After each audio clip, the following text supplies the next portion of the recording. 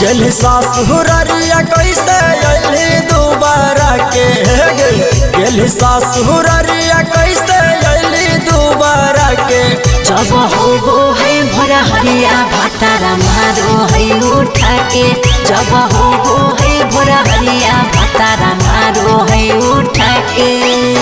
कैसा न लोग मिलल छौड़ी ससुरा के अच्छा कैसा न लोग मिलल छौड़ी ससुरा के जब हो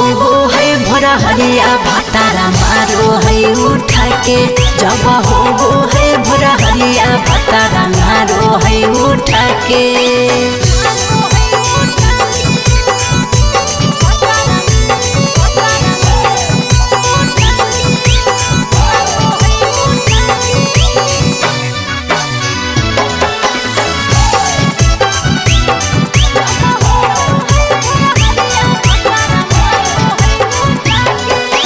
कई बजे रात के कई बजे दिन के बाजू है 3 जब तोड़ दो है नींद के साचो की गे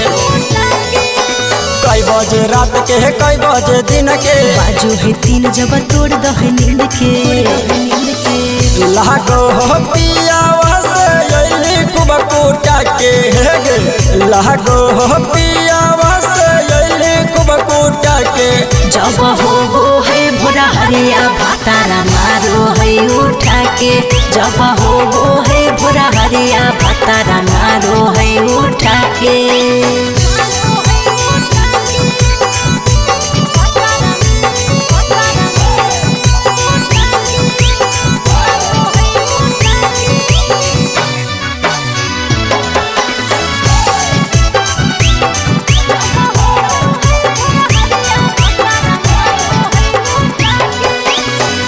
न गोरह के लागो बेकार गे तू करता है पियकर भातार रे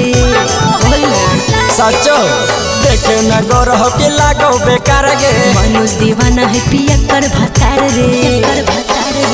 कहची कहरो हो पियावा दियावा बूता के गे कहची कहरो हो पियावा दियावा बूता के जब हो है भरा हरिया भातारा मारो है उठा के जब हो है भरा हरिया भातारा मारो है उठा के।